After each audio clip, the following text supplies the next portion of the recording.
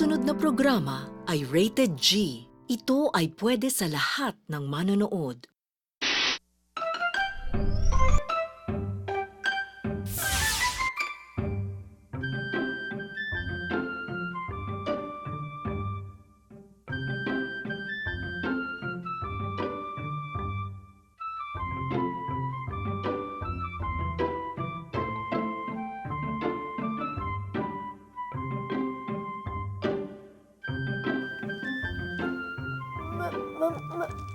May snow ba, ba dito sa Pilipinas?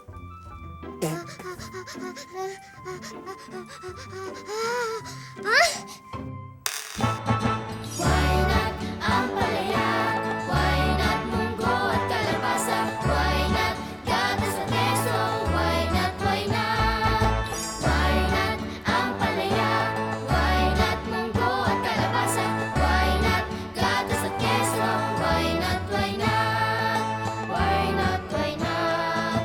Why not, why not? Why not, why not? Why not?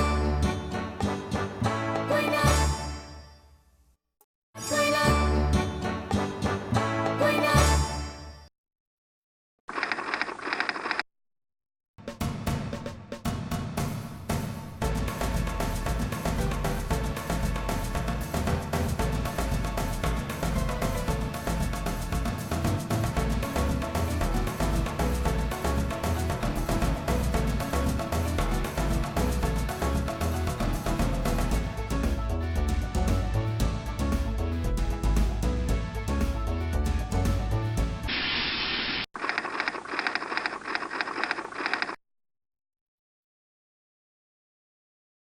Gusto ko po ng ice cream dahil marami pong iba't ibang flavors. Gusto ko po ng ice cream kasi masarap sa pakiramdam. Mahilig ako sa ice cream kasi malamig sa katawan. Kapag kumakain ako ng ice cream, parang nalalasahan ko ang iba't ibang pagkain. Bakit nga ba parang lahat yata ng tao ay mahilig sa ice cream? Kasi masarap ito. Tsaka may iba-ibang klaseng flavors. Merong ube, may tsokolate, may mangga, at tsaka langka. Alam niyo mga bata, bukod sa lamig, nasasarapan tayo sa ice cream dahil sa flavor at mga sangkap nito. Ang flavor o lasa ng ice cream ay nanggagaling sa gatas, sa taba o fats na galing sa gatas, sa asukal, ibang sweeteners o pampatamis, sa mga prutas, nuts, chocolate at iba pang mga sangkap na idinadagdag dito. Kuya, bukod po ba sa sarap na nakukuha natin galing sa ice cream, meron din po ba tayo nakukuha ng sustansya? Alam nyo, dahil gatas ang pangunahing sangkap ng ice cream, ang mga sustansya na makukuha natin dito ay makikita rin natin sa ice cream, tulad ng protina, carbohydrates, B-vitamins, lalo na ang B12. Ang dami ng mga sustansyang makukuha natin sa ice cream ay depende sa uri ng gatas na ginamit dito. Ang dagdag ng mga sustansya ay depende sa iba pang mga sangkap na idinadagdag dito, tulad ng prutas at nuts.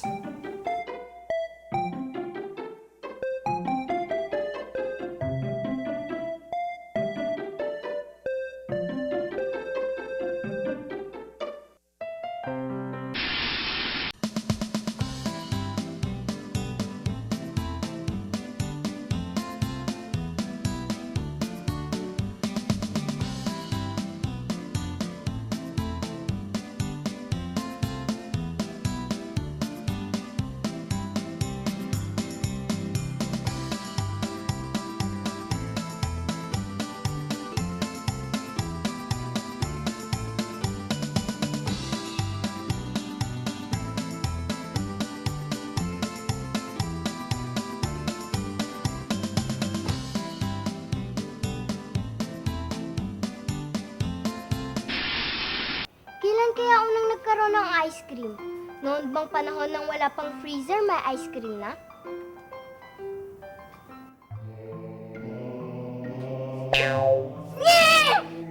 Ha? Sino na mga yan?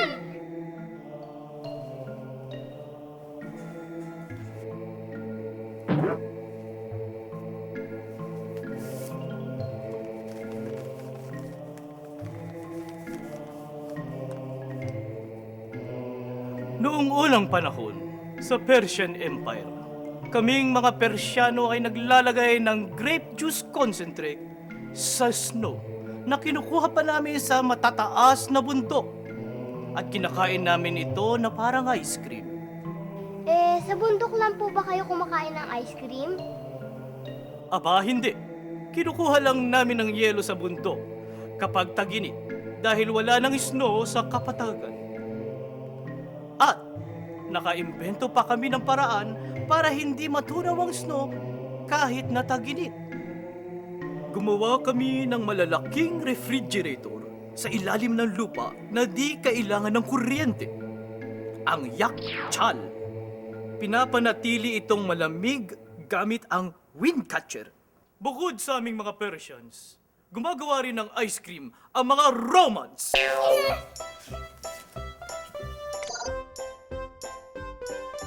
Ang mga Greeks.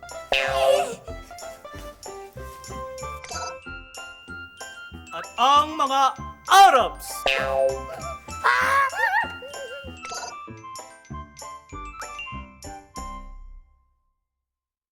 Sa mga ito, ang mga Arabo ang pinakaunang gumamit ng gatas sa paggawa ng ice cream. At pati na rin ng asukal sa halip na katas ng mga prutas.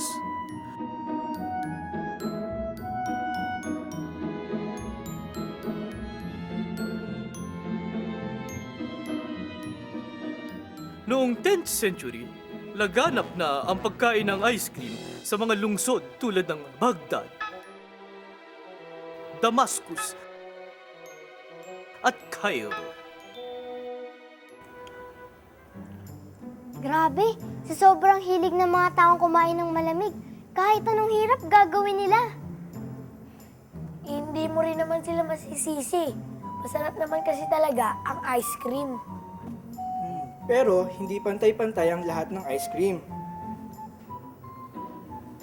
Ano pong ibig ninyong sabihin?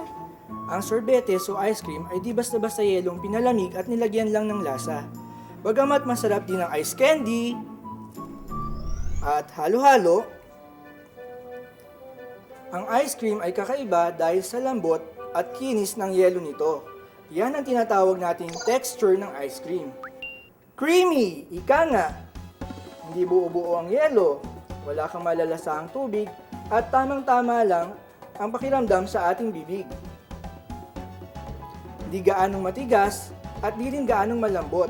At isa pa, sa kulay pa lang ay parang malalasahan mo na ang sarap ng ice cream. Tulad ng violet, ube, dilaw, mango, brown, chocolate. Kaya kailangan ay tamang-tama lang ang kulay ng ice cream. Paano po ba matitiyak nakatakam-takam ang texture ng ice cream? Bukod sa pagkakaroon ng fats, ang sikreto ng creamy o makremang ice cream ay ang pagkakaroon ng pagkaliit-liit na mga ice crystals na pare-pareho ang laki at pare-pareho ang layo sa isa't isa. Kaya hinahalo mabuti ang ice cream ng mga makina at ng mga taong gumagawa nito. Kaya lang, kapag naiwan sa labas ang ice cream, natutunaw ito. Ito ang tinatawag na heat shock. Heat shock ay ang pagbabago-bago sa temperatura ng ice cream. At kapag binalik sa freezer, hindi na ito katulad ng dati. Dahil sa heat shock, ang mga ice crystals ay maaari magkadikit-dikit, magbago ng laki at pagkakalayo sa isa't isa. Kaya, hindi na magiging kasing creamy ng dati ang iyong ice cream. Naranasan nyo na ba ito? Kaya kailangan ay laging nasa malamig na lalagyan ang ice cream at ibalik sa freezer kung wala pang kumukuha o hindi pa ito kakainin. Nakagawa na ba kayo ng ice cream? Panoorin natin sila!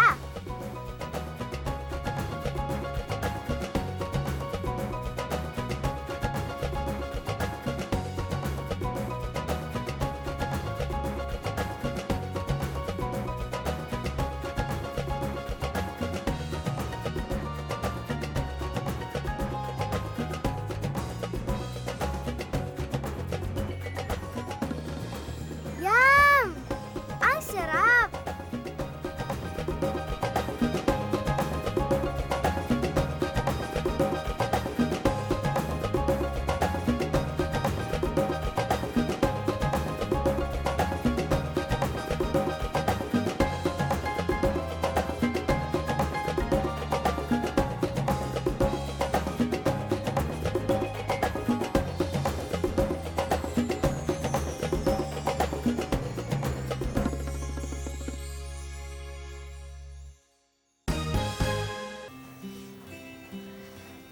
B, nararamdaman mo ba ang nararamdaman ko?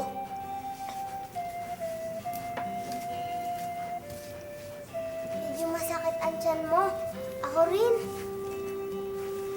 Napadami yata ang kain natin ng ice cream. Alam niyo mga bata, tulad din ng ibang uri ng pagkain, masama rin ang sobrang pagkain ng ice cream.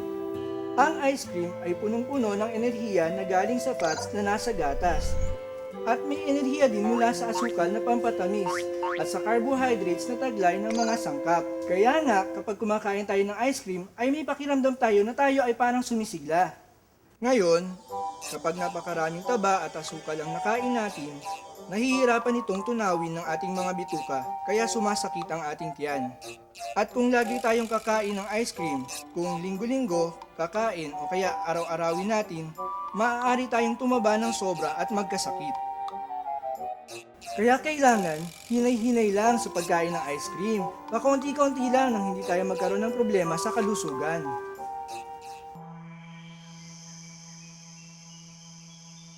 Meron pong taong sumasakit kaagad ang tiyan kahit umiinom ng kaunting gatas.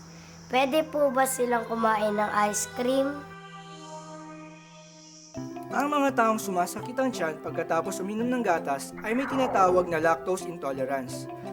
Pwede nilang sanayin na sariling kumain ng ice cream. Dapat lang pakaunti-kaunti sa simula at dahang-dahang dadagdagan ang kinakaing ice cream hanggang sa di na sumasakit ang tiyan kapag kumakain ito.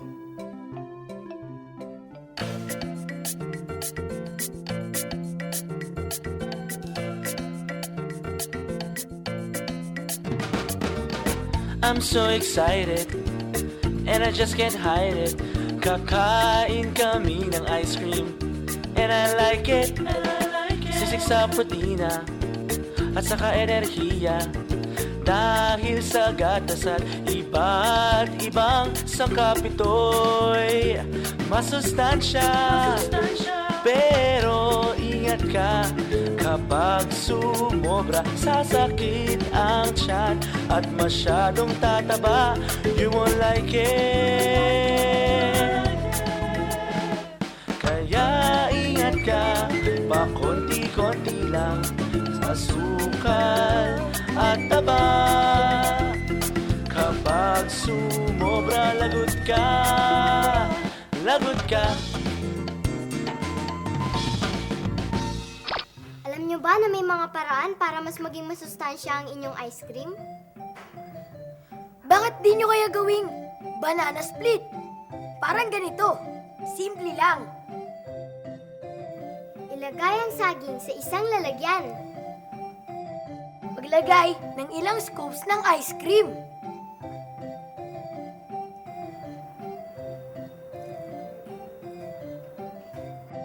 Tapos ay lagyan ng iba pang prutas tulad ng pinya o kaya ay cherry. Pwede ding lagyan ng nuts gaya ng mani o kasoy.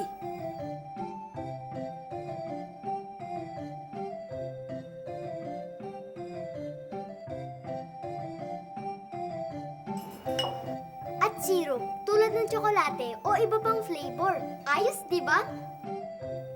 Why not? Nakakain na ba kayo yung tinatawag na soft ice cream? Eh alam nyo ba kung paano ito ginagawa? Maraming hangin sa loob ng ice cream, kaya ito hindi gaanong matigas. Noong marami na ang gumagawa ng ice cream, may nakatuklas ng paraan upang maparami pa ang lamang hangin ng ice cream. Para mas kakaunting sangkap ang gagamitin sa paggawa nito. Ang resulta ay ang tinatawag na soft ice cream na gustong-gusto rin ng marami.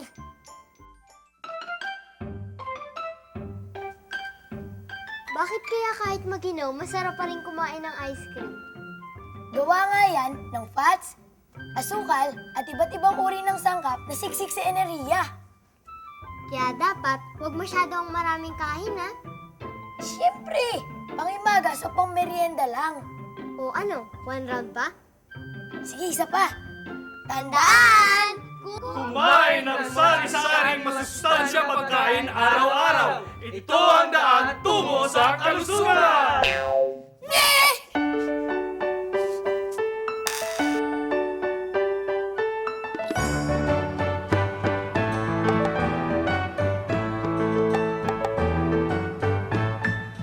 Sari-saring pagkain araw-araw. Huwag labis at huwag kulang. Masustansya at kumpleto, ito ang sikreto. Ito ang sikreto. Lakas, sigla, pati liksi. At wastong paglaki. Dulot sa atin ng pagkaing wasto. Healthy lifestyle at ehersisyo. Why not ang palaya? Why not munggo at kalabasa? Why not gatas at keso? Why not, why not, why not?